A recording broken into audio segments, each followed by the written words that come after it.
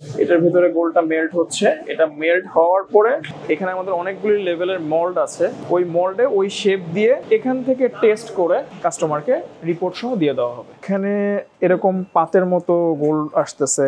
এটা এটা গিনি, মানে এটা কোনো ক্যারেট হয়তো বা, আর এটা 24 ক্যারেটের বার। বাংলা গোল্ড প্রাইভেট লিমিটেড 2007 সালের 23শে অক্টোবর সর্বপ্রথম বাংলাদেশে হলমার্ক ল্যাব স্থাপন করে। এমনকি সেই থেকে আমরা শুরু করে এই পর্যন্ত আসছি। এর আগে বাংলাদেশে যে স্বর্ণ বিক্রি হতো সেটা সনাতন পদ্ধতি বা ট্র্যাডিশনাল গোল্ড যেটাকে বলে, যে জাস্ট গোল্ডেন কালার হলে এটাকে গোল্ড বলা যেত। এনামুল হক খান দোলন উনি চিন্তা করলেন যে বাংলাদেশের মানুষ যাতে স্বর্ণের বাজারে যখন স্বর্ণ কিনতে যাবে তখন যাতে প্রতারিত না হয়, সেজন্য সে এই হলমার্ক ল্যাবটি স্থাপন করে। তখন থেকে আসলে এই হলমার্ক ল্যাবের প্রচলন। গোল্ডের ভিতরে অনেক ধরনের প্রকারভেদ হয়। গোল্ডের পিউরিটি পার্সেন্টেজ চেঞ্জ হয়। গোল্ডের যেহেতু 22 ক্যারেট, 21 ক্যারেট, 18 ক্যারেট, 20 ক্যারেট বিভিন্ন ধরনের ক্যারেটের গোল্ড হয়। যেমন আপনি যদি কোনো ডায়মন্ডের কোনো কিছু কিনতে যান তাহলে সেই ক্ষেত্রে সেখানে যে গোল্ডটা পাবেন, যদি বাংলাদেশের বাইরে যান ইউএসএ বা অন্য কোনো ইউরোপের কান্ট্রিতে, সেখানে 12 ক্যারেট বা 14 ক্যারেট পাবেন। বাংলাদেশে কিনতে গেলে আপনি 18 ক্যারেটের পাচ্ছেন। আবার জুয়েলারির ক্ষেত্রে আমরা 22 ক্যারেটটা খুব পছন্দ করি, বাট আপনি যদি সবসময় লংজিভিটির দিক থেকে চিন্তা করেন, সবসময় ব্যবহার করতে চিন্তা করেন, তাহলে সেই ক্ষেত্রে 21 ক্যারেট অথবা 18 ক্যারেট সবচেয়ে বেস্ট। ক্যারেটের যে বিষয়টা সেটা হচ্ছে আমার গোল্ডের পিউরিটি কতটুকু, কিন্তু যত বেশি পিউরিটি তত দুর্বল জুয়েলারি, যত কম পিউরিটি তত মজবুত জুয়েলারি। আসলে যেটা 24 ক্যারেট বা 23 ক্যারেট বা 22 ক্যারেটের গোল্ড, এগুলি খুব নরম হয়। তো সেই জন্য এটা যাতে মজবুত হয় সেজন্য এটার সাথে সিলভার আরো বিভিন্ন ধরনের এলিমেন্ট মিক্সড করে এটাকে তৈরি করা হয়। তো সেই ক্ষেত্রে এটা কি হয়, এটার হার্ডনেস বাড়ে, এটা মজবুত হয়। আপনি যদি সোনার ভিতরে এটাকে আসল স্বর্ণ বা ডুপ্লিকেট স্বর্ণ কিনা সেটা বোঝার জন্য সবচেয়ে প্রথম যে বিষয়টা সেটা হচ্ছে আপনাকে টেস্ট করতে হবে।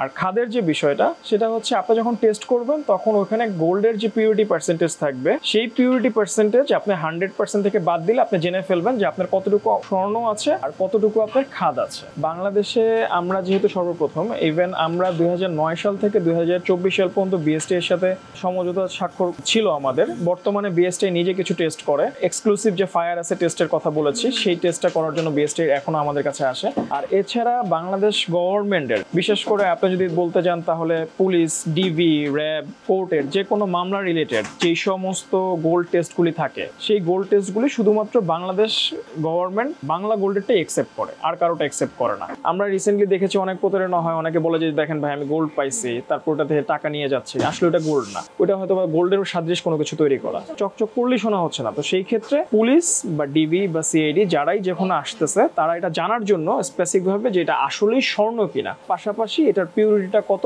সেটাও জেনে যাচ্ছে। সরকারি যেসব ক্ষেত্রে কাজ থাকে সেটা হচ্ছে যে আগে এয়ারপোর্টের কাজটা আমরা করতাম। এয়ারপোর্টে যখনই কোনো স্বর্ণ জব্দ হতো সেই কাজটা আমরা করতাম।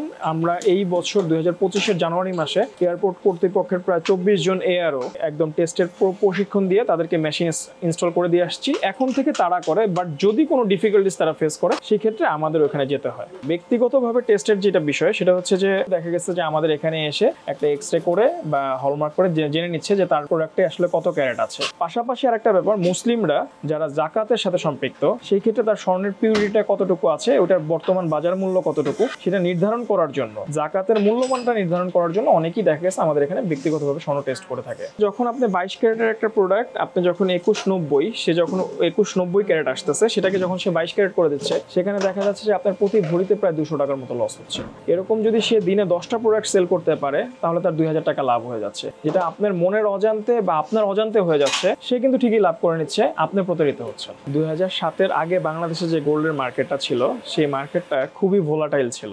যে কাস্টমার নর্মাল সেও প্রতারিত হচ্ছে, কারণ কি কেউই তো বুঝতে পারতেছে না আসলে আপনি এখানে ওই একটা কোষ্টি পাথরের মধ্যে ঘষা দিয়ে সামান্য অ্যাসিড দিয়ে ধারণা করতে পারতেছেন এটার ভিতরে গোল্ড আছে কিনা, বাট কতটুকু গোল্ড আসলে আছে সেটা আসলে ধারণা করার মতো কোনো ক্যাপাসিটি ছিল না। আপনি যদি স্বর্ণের গহনা পরেন এর মানে এটা না যে এটা সম্পূর্ণটাই স্বর্ণের। তো সেই জন্য আপনাকে এর পরীক্ষা করে এটার মান, এটার ক্যারেট যাচাই করে তারপরে আপনাকে গহনা পড়তে হবে। বিদেশি গোল্ডের থেকে আমাদের লোকাল গোল্ডটা বেশি ভালো, কারণ আমাদের লোকাল গোল্ডের খাদ হিসেবে শুধুমাত্র তামা অথবা রূপা ব্যবহার করা হয়, আর বিদেশি গোল্ডে দস্তা ব্যবহার করা হয়, বিভিন্ন ধরনের কালার ব্যবহার করা হয়, প্যালাডিয়াম ব্যবহার করা হয়, যার কারণে কি হয় ওই গোল্ডটা যখন মেল্ট করা হয় তখন সেটার ওয়েট লস অনেক বেশি বেড়ে যায়। আর অনেকে দেখা যায় যে শুধু 916 তারপর 875 এটা দেখে মনে করে যেটা বিদেশি গোল্ড। আসলে 916 বা 875 কোনো কিছু অর্থ বহন করে না।